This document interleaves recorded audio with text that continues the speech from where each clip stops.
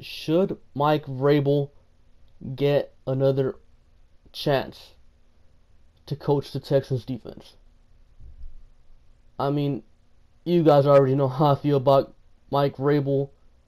I don't really need to say much about how I feel about him, and this isn't going to be a video about me just dissing Mike Vrabel the whole time. I feel like I've already done that enough throughout the whole season, but does Mike Vrabel deserve a second chance with the Texans, or should he just be out the door the second the season ends?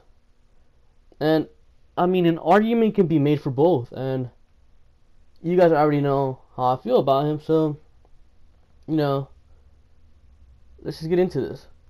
Okay, as of right now, the Texans defense allows an average 25.8 points per game, which is third worst in the league. They allow an average of 346.3 yards per game, which is 20th in the league. They allow an average of 241.8 passing yards per game, which is 26th, and allow an average of 104.5 rushing yards per game, which is 10th. So these numbers are pretty mediocre if you ask me, especially considering the standard the Texans have for defenses ever since Wade Phillips came in here in 2011. Ever since that season, the Texans have been really good defensively. Even in the terrible 2013 season that we don't really speak of, the defense was way better than this mess Vrabel was throwing out there. But how much blame is actually on Vrabel? I mean, the guy is a first-year defensive coordinator. You got to consider that. And that's something I always, not really forget, I know that, but something I often ignore. And I feel like so many people do as well. And you also got to consider, man, this team lost Spoye, they lost Quentin Dent, which in my opinion is a bigger loss than Boye, because the safeties are always lost back there. They're more lost than our corners. And Demps was the leader back there. And now that he's gone, there's not really anyone back there to, put everyone where they have to be. That job went to Andre Howe, and he does a terrible job of it. The guy should always be in certain spots, but he's never there. And another thing, of course, you got the injuries to Christian Covington, your starter. Got an injury to J.J. Watt, obviously one of your star players, and Whitney Merciless, another of your star players, and another guy that we ignore. Brian Cushing got suspended, and yes, Brian Cushing isn't good, or as good as Cunningham or Dylan Cole, but you can't ignore his leadership on the defense. You just can't. Kind of just threw the rookies out there and told them, here, go play. And you can't really have that. You kind of got to ease them in there. So, part of that could also contribute to the downfall of the defense. And then something else we seem to always forget is the fact that Vrabel is responsible for, the progress of Jadeveon Clowney. Jadeveon Clowney progressed and got better mostly because of Mike Vrabel, as did Whitney Merciless. Before Mike Vrabel got here, Whitney Merciless was a borderline bust, but Mike Vrabel made him into a top 10 edge rusher.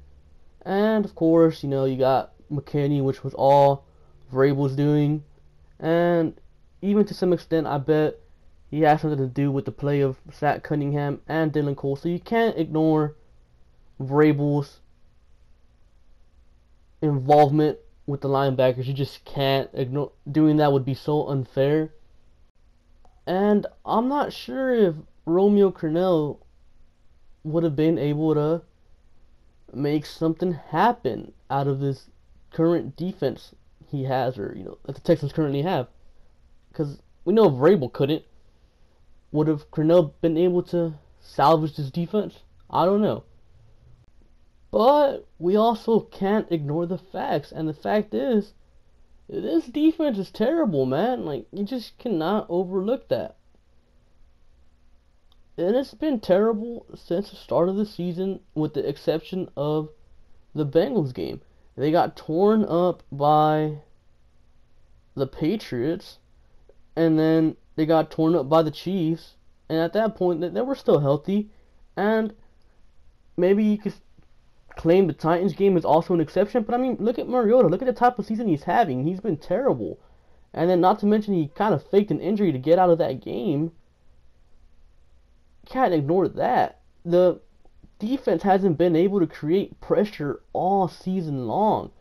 I mean, Vrabel, at the start of the season, he had J.J. Watt, Whitney Merciless, and Jadeveon Clowney, and you weren't able to get pressure on the quarterback? That's just suspect. You know, it's questionable. And then the secondary. The secondary just looks straight up lost out there. Like, seriously. Like, there was times when people want to blame it on Jonathan Joseph sometimes. And sometimes, yes, Jonathan Joseph does give up plays. But a lot of the times where Joseph gets beat, Andre Howe is supposed to be up there covering. But he's just not in position. Like, he's not where he's supposed to be. So that's a Vrabel problem. When your players, like, say, I don't know, Andre Howe just gets beat by Julio Jones. You know, okay, that's Andre Howe's fault. But, you know, if Andre Howe is not there where he's supposed to be, that's a coaching problem. The players aren't in position to make a play when they're supposed to be. That is a coaching problem. And even though, you know, I've been critical of Andre Howe all season, it's not all his fault. Even Wink said it in his live stream yesterday. He said Andre Howe was better with Romeo Crennel. And it's true. Romeo Crennel just knows how to get the best out of his players. He has that Bill Belichick mentality that he's going to get the best out of his players. Whatever players he has, he's going to find a way to make it work. Romeo Crennel somehow always found a way to get pressure on quarterbacks. He found a way to make his secondary work, even though the secondary is pretty much mostly the same. You just lost Quentin Debs and AJ Boyd. Yeah, you could say, oh damn, you lost a lot of players, but I mean, compare that to 2015, and it's pretty much the exact same supporting cast, aside from what Daniel Manning instead of Marcus Gilchrist, and that at that point it's an old and washed up Daniel Manning. So, I mean, seriously, if Romeo Crennel was able to make it work with that secondary, why can't Mike Vrabel?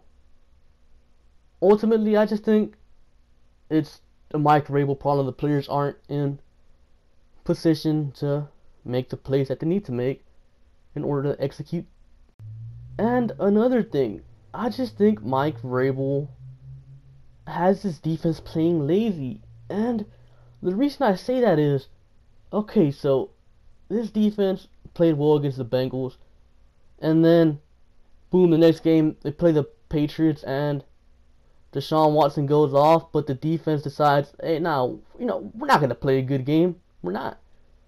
And then against the Niners yesterday, you have TJ Yates executing 2 touchdown drives to put them ahead of the Niners, and again, the defense decides to just take a break and not even try, because it looks like they're not trying. Seriously, like, you cannot be that bad, and I just see that as a coaching problem. Like, I don't know, man. I just feel like the defense feels like, oh, our offense got this. We don't got to go out there and play well. I just feel like that's how it is with this Mike Vrabel-led defense. I think Vrabel should be gone, but, you know, I understand if he stays around. But I'll definitely be pissed if he does stay. So at this point, I'm just praying for a team to be dumb enough to get him as a head coach. Seriously, someone please take him. Cleveland, take him. Indianapolis, take him off our hands, please. Anyways, with that being said, guys, make sure to like, comment, and subscribe, and I'll catch you guys later. Peace.